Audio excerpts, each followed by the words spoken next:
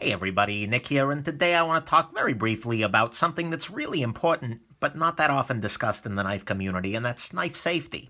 Luis Maluso, a viewer, asked me this question, any safety tips for noobs? And sure, I got a couple.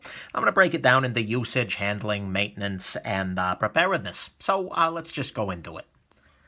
So the biggest thing in terms of usage is to think about the cutting line, the line at which the knife is going to pass through. So if I'm making a cut into this pool noodle here, the knife is going to keep going in that direction.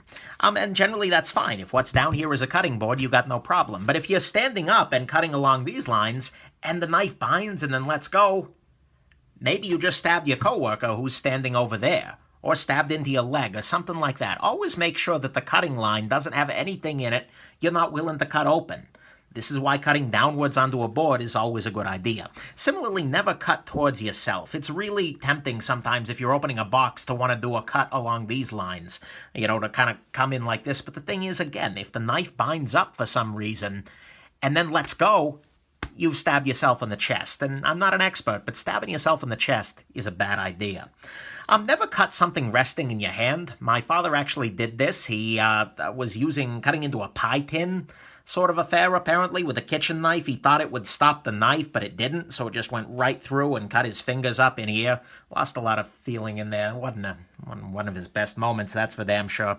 But either way, never cut, even on something where you think there's something blocking your hand, just never cut into your hand. It's a bad idea. Keep what you care about out of the slicing path.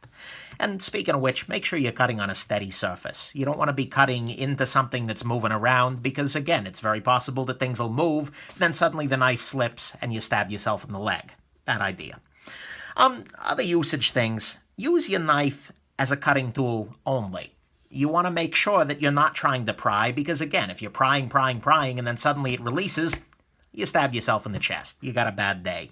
Make sure you're using the right tool for the job, not only for prying, but even as a knife. Make sure that if you're doing slicing cuts, you're using a knife that's good for slicing.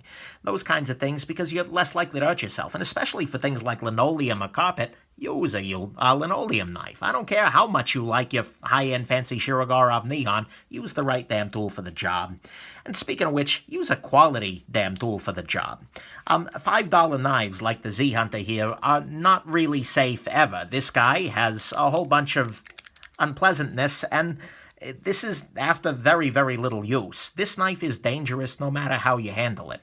So it's always worth it to spend maybe a little bit more money. $10 more can get you a really, really nice knife to get something that's a little bit safe, because the value of your fingers is way higher than the $10 you'll save buying a crappy knife. Sorry, Z Hunter. Let's talk handling. Handling, a lot of this is pretty straightforward. If somebody needs your knife, you want to hand somebody a knife. If it's a folding knife, fold the knife up and hand it to them. That's the easiest approach by far. If you can't fold the knife up, the next best thing is to set the knife down and let them pick it up. That way you relinquish control, your hands are out of the way because you don't know if this person's an idiot. And then they pick it up, no problem.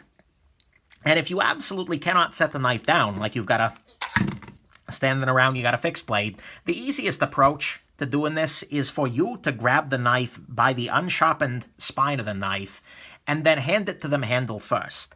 Be careful, make sure you're not in a place where you can get hurt, and that way they just come in and they grab it and you do it like that. If you hand somebody a knife by pointing the blade at them, you are a jerk, and I will judge the crap out of you for it. So always hand somebody the knife, handle first, or better still, just set it down and let them pick it up. There you go. A couple of other things. Obviously, don't walk with a knife. Don't run with a knife. The reason folding knives and sheaths exist is so you don't have to do that. If you're shipping a knife, make sure you put it in the sheath or you fold it up or something like that. If you don't have a sheath, then by God, wrap it in layers and layers of cardboard. Be really, really conservative, because the last thing you want is the knife coming out of the sheath in transit and then stabbing out the side of the box into some poor postal worker. That's a terrible thing to do to the world. And then, of course, along those lines, never put a bare edge in a non-visible place. Never pack a box with peanuts and put a bare edge in the bottom of it. That's terrible. Or put it even in a sink with dirty water. Somebody reaches into the sink to grab the thing, and they cut themselves on the knife. Bad plan. Then finally, speaking of handling, a lot of people enjoy doing tricks with knives, flipping them around, throwing them, I don't know.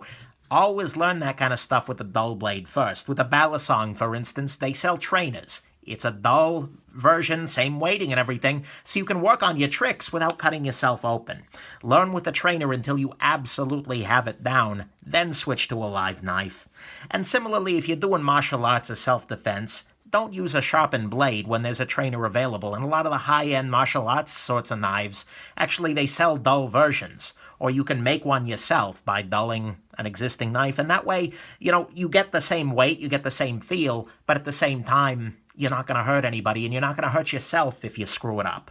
So always practice these fancy tricks with a dull blade, if you insist on doing fancy tricks at all. Let's talk maintenance real quick. Maintenance-wise, always keep your knife sharp. A sharp knife is way, way, way safer than a dull knife every day of the week. Because, so many times I've been talking about, well, if the knife binds up, then you got all this force, and then bam, it's going to stab into something else. But if the knife is very, very sharp, you don't need to use any force really at all to make your cuts. And so there's not that really opportunity for that to cut open. And it's just a safer, more consistent, better tool overall. So keep your knife sharp. That said, when you sharpen the knife, be careful, because a sharp knife's going to handle differently than a dull knife. And particularly if you sharpen like the kitchen knives, tell your partner that you've done so. If I sharpen all my kitchen knives, I always say to the fiancé, hey, I just sharpened the kitchen knives. Be careful. Because it's very easy, if you're used to a very dull knife, to make a very forceful cut and slide through and just hurt yourself. So be careful there.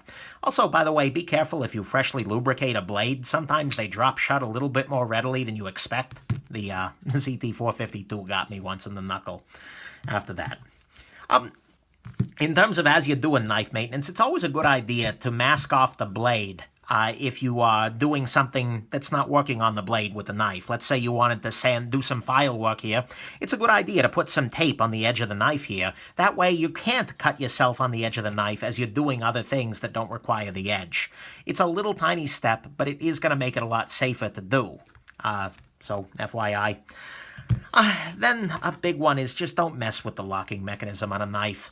The thing that keeps the knife shut is kind of important, and you don't want to do something. It's easy to think to yourself, well, the lockup's really light. I'll just file down the lock bar a little bit. Bad idea, because then you might screw up the thing that's keeping this knife from shutting onto your fingers, and fingers are a good thing. And of course, if a knife has a lock that's failing or untrustworthy, do not use that knife, because it has a chance of slamming shut on you. Bad idea. Let's talk a little bit about preparation. Preparation, to me, just means learning a little bit about how to treat a knife injury. Blade HQ's got a great video about that. I'll link it below. And having the materials and a plan around to deal with that. So keep Band-Aids, keep Neosporin, which is an antibiotic ointment, keep, alcohol wipes, peroxide, things like that to clean the cut. Learn how to make those dressings. And then have a plan for a deeper cut. You may even keep like a compression bandage or something around just in case you really hurt yourself here. And have a plan, so that way if the knife falls off the table and into your leg and you're bleeding really good, your first thought isn't, oh my God, what do I do? I'm panicking. Your first thought is, okay, crap, I need to call 911, then I need to do this, then I need to do this, etc. They can help you out, but especially if you live a ways away from an ambulance, have a plan. No one thinks they're going to cut themselves open badly, but it is possible.